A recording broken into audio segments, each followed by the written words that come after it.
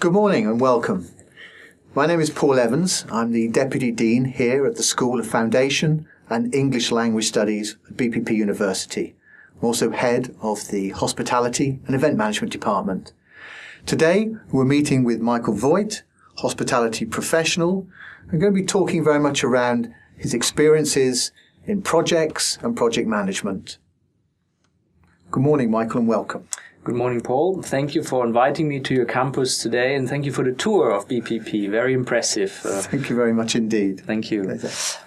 My name is Michael Voigt. I'm the opening general manager of Losca in Holborn, which is a boutique hotel with 39 bedrooms, Michelin-starred chef, and a singing and dancing operation, which has been created by Jacques Garcia, a very famous French designer. Firstly, Michael, could you tell us a bit about yourself, your hospitality career, and of course your current project, Losca, please? Yeah. I started my career, my grandparents are hoteliers, so I've always enjoyed the atmosphere, sitting in kitchens and seeing all the happenings around the hotels. Always exciting, lots to do, it was never boring. And I started my career in Germany, I'm German, to become a waiter. My grandparents thought that's a good idea, and I thought that was a good idea too. So Germany, the classic apprenticeship, where you train to become a waiter, takes about 3 years. So you go to hotel school for 2 weeks, and then you have practical experience in a hotel for about 4 weeks. So I was always very impressed by the guy when we had a banqueting and I had to carry with my colleagues the silver cloches to the table, and he would stand in front of the table and nod. And then we all took the cloches off all together. And I said, one day I will be that man. And my life ambition was to be a banqueting manager, you know. It went all wrong, and now I'm a general manager. But, you know, sometimes you can't get everything you want in life. But that was the beginning of my career. And then I moved to the UK. I worked for the Savoy Group for a while. I worked for 4 seasons. My first general manager position was at Duke's Hotel in St. James's, and then the Arch, and now I'm the opening general manager of Losca. And tell us a bit about Losca. It sounds very exciting. Yes, it is a very exciting project. We've spent £2 million per bedroom, so it's a very dripping deluxe cost price. Yes, so it's a very luxurious hotel, and our designer has created the Hotel Coste in Paris. He created La Mamounia in Marrakesh, and he created the Hotel Metropole in Monte Carlo. So it's going to be a very specific, luxurious product which London hasn't seen in that way yet. So, and how many bedrooms are we looking at? It's 39 bedrooms. So there are 2 restaurants and 2 bars altogether. So very exciting. Look forward to that. And when's it looking to open? Opening is in 1st of October. 1st of October? Yeah. So we're now looking into recruitment and building relationships, but also creating a website and setting everything up. Obviously, it's a building site currently, but in June we'll move in and start the snagging process. Oh, brilliant. So I was going to say to you, I mean, a new hotel opening must bring some really exciting challenges, and perhaps you could share some of the key ones that you have faced so far. So the hotel project has started 5 years ago, and it's a Grade 2 listed building, and because of the Grade 2, it has been delayed and delayed and delayed. So every time you open a door, you find something else which you can't really touch, because its British heritage tells you, no, you can't touch it, it needs to be that way, and you can't change it. So your project plan must be a flexible feast, shall we say, up to now? Very flexible. They're very flexible, and it is a challenge every day, because you discover things in the building every day which you can't change when you work with a Grade 2 listed building. And you have to, the end product in mind is always guest service, and how can you make the guest journey easy, and how do you make it an exciting experience for our guests. So apart from the practicalities of putting the infrastructure together, what now are the new challenges when you're coming up to opening? Mm-hmm. well, we need to spread the word of the hotel. So the sales and marketing activities are a challenge. The recruitment is a challenge. We spoke about this earlier. There's about 1,800 jobs going just in Shoreditch, and in East London alone, around Holborn, there are 5 new hotels opening. And of course, we want the best people. Our average room rate is budgeted £450, so people come with enormous expectations. Right. So you want to have the right people with the right attitude, but there are another 5 hotels looking for exactly the same. So the employment prospects in London at the moment, it must be very good. Very good for you guys. So. Okay. We look forward to that. Well, BPP being the university for the professions, and we're all about employment, so we're looking forward to bringing lots of students on board, so into this vibrant city as it is now. I mean, London is really buzzing, isn't it? Yes, incredible. And I've noticed, it's not only myself, but also my other colleagues, general managers, it's really all about attitude of people coming for interviews. Wow. People don't look that much anymore if you worked at the Savoy or Claridge's, it's not that important anymore. But if you come in with the right attitude and you're positive and you want to learn and you work really hard, then suddenly if you've worked at the Savoy or not doesn't make any difference anymore. And I'm the same. I've changed in that respect because I used to go with people with an amazing pedigree because I could choose the right people, but things have changed. And the pedigree is not that important anymore. Having finished your studies is, of course, an important thing, but go in there, be on time, have made your research about the company you're going for when you go for an interview, and be positive and happy and upbeat is what people are looking for. That's quite interesting because previously within university settings, it was all about the technical side of things, whereas the kind of the personal development side now seems to be taking over from that is requiring what employers are looking for. Because at least what we want to create, and I know some of my colleagues want to create the same thing, is a guest experience. So it's not so much about the product knowledge anymore and the technical side of serving from the right and doing certain things a way which used to be, but it is about giving guests an experience and providing intuitive service. So you have to think on your feet, and you have to realize that Paul this morning was a business guest until 9 o'clock, and from 9 o'clock onwards until 12 he's a leisure guest, and then he becomes a business guest again. So you want people which are sensitive enough to feel that, and the rest you can really train the majority of things, unless you have a very specific role of a pastry chef or revenue manager or some very senior managers, where of course experience is very important.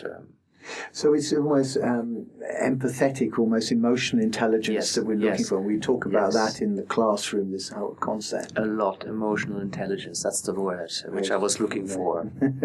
And so perhaps, I mean, one of the other things that, one of the recurring themes during the interviews with hospitality professionals is this interplay between technology and the traditional core of hospitality, for instance. So, I mean, if we're looking at your new operation, perhaps you can tell us some of the considerations you have used in deciding what sort of technology to incorporate within your new operation. Well, we're lucky, there's lots of apps around there, and we do use a lot of technology in the hotel to help the service element, It goes with where we go with the more traditional technology, a property PMS system, where most hotels, luxury hotels, go with Opera because most receptionists have worked with Opera. So there's this training element, which you don't have to do that much, but people have the knowledge already. But there's CCTV, which you use in a hotel. There's GDS systems, which we're using, global distribution systems.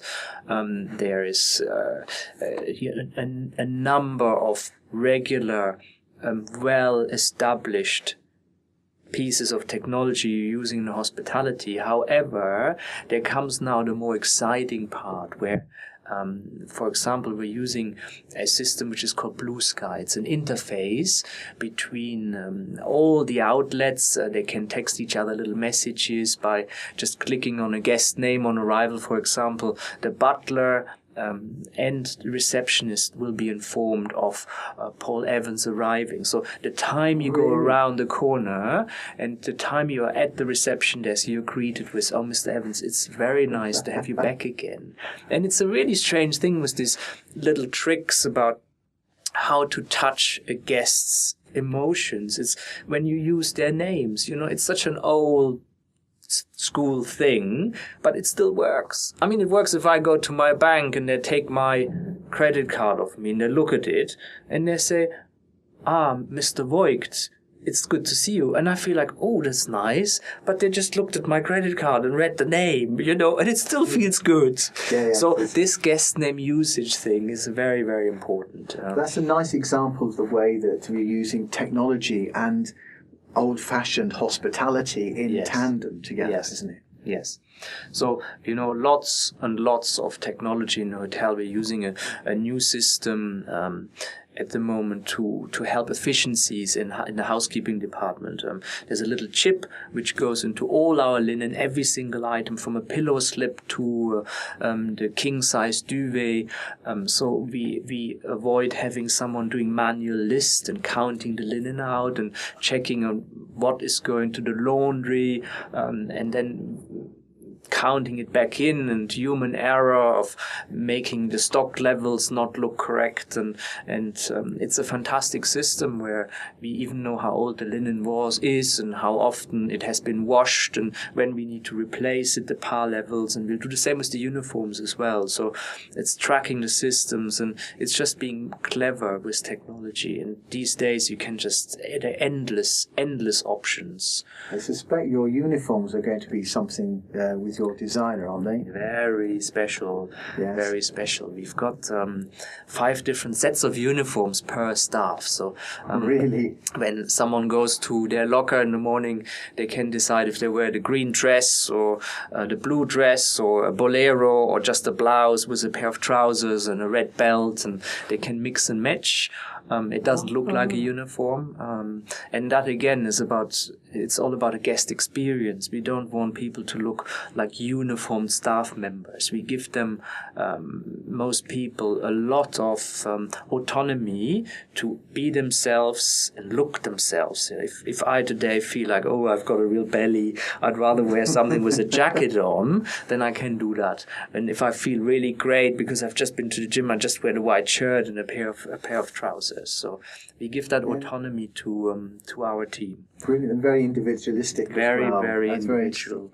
Very Coming back to the kind of the technology side of things, I mean, we talk about this, the digital footprint, and so you're coming to new operation. How are you planning to manage your digital footprint at Losca? Mm-hmm. Well, there's lots of things really. We're just creating a new website, or the website for us, and we get, of course, Google Analytics with it. It comes in a package basically to see who books and when they book and for how long they book and what nationalities they are. We'll have a revenue manager, which even to a small hotel becomes very, very important. I have had.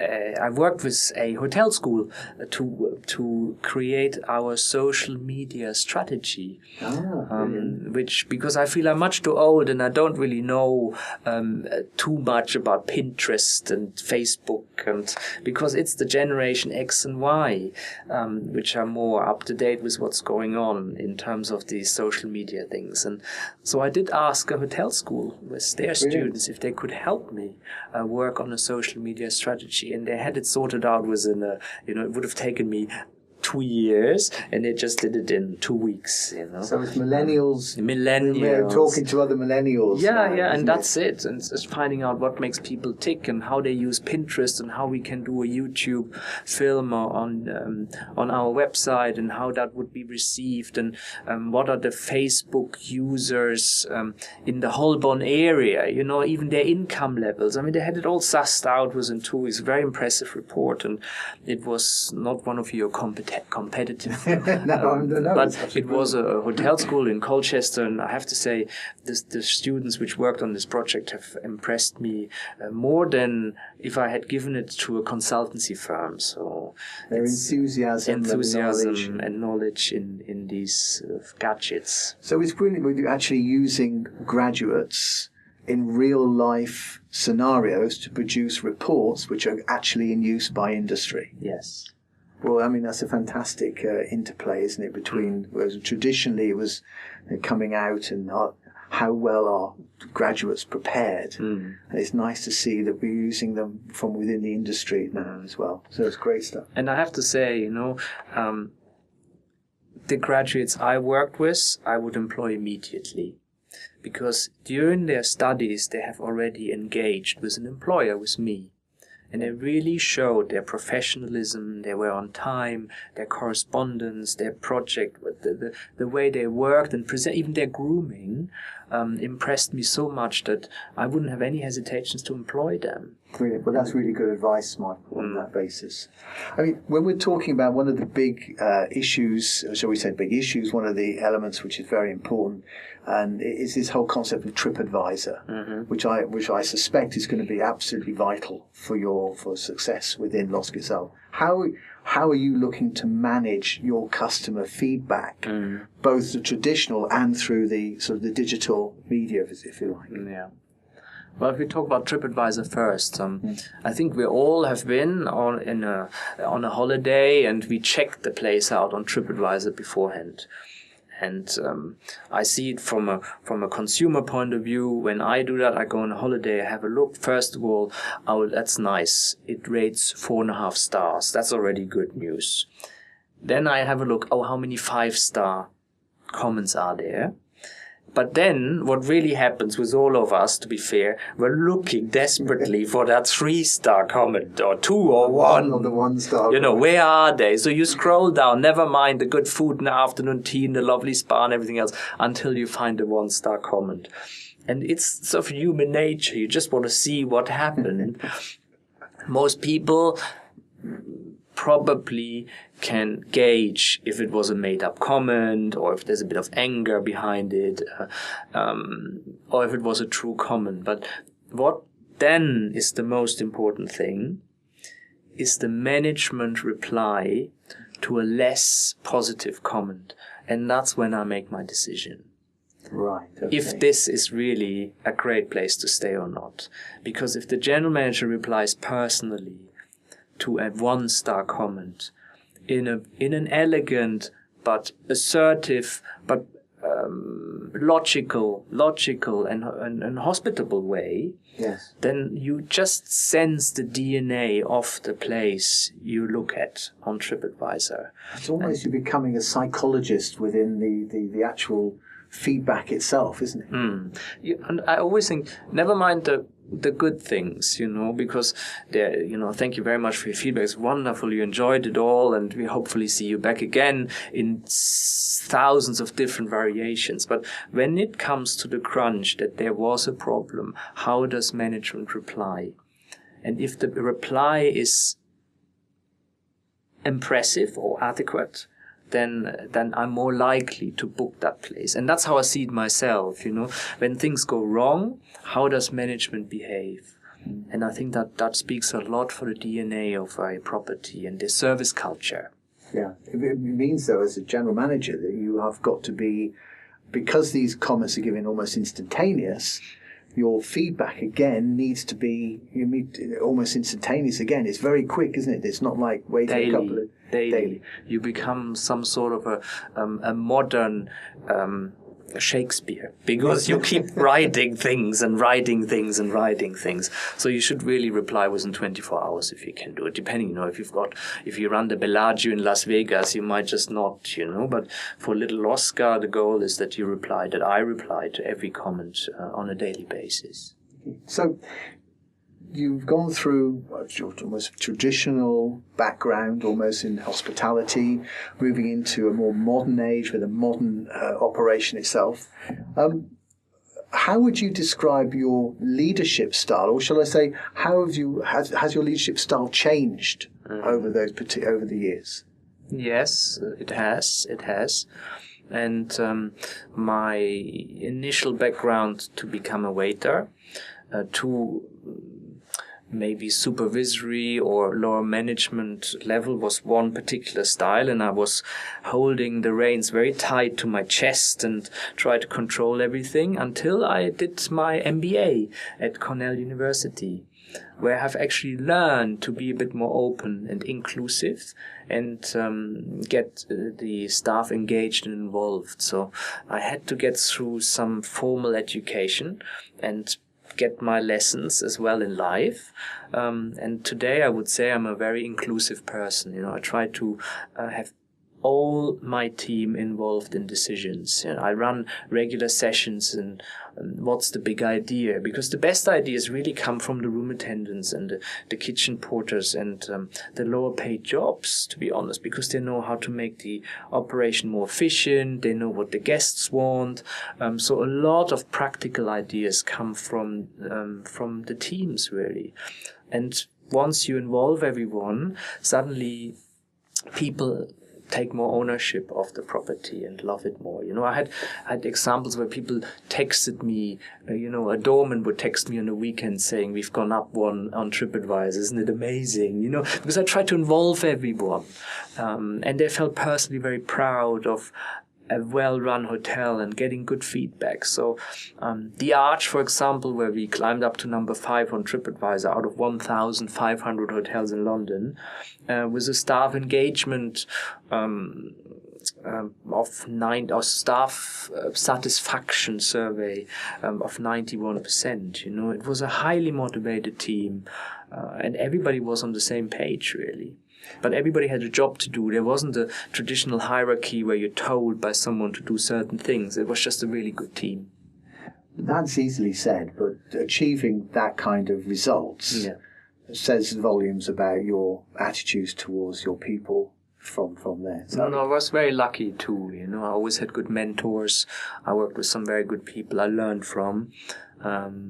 Some of the people I worked from there, they had lots of experience in Asia, and they taught me that you don't raise your voice ever, and you try to mentor people and explain to them how it should be done rather than just bullying people into one corner. And it always worked for me, I have to say. I know we've spoken about this before, but mentoring seems to be a theme which is consistent with your approach to both advice for graduates, certainly in your own career, but also for graduates going forward. Yes, definitely. And I can recommend to all students to find a mentor in the industry, to learn from them and from their experience and expertise in hospitality or in any business, really. Wonderful. Well, Michael, thank you very much indeed for spending your valuable time today to come along. I know that you're a very busy man and I appreciate it. And certainly I hope that we'll be able to talk to you again in the future to share maybe post-opening some of your experience as well around project management from there. But thank you very much indeed for today. Thank you, Paul. Thank you.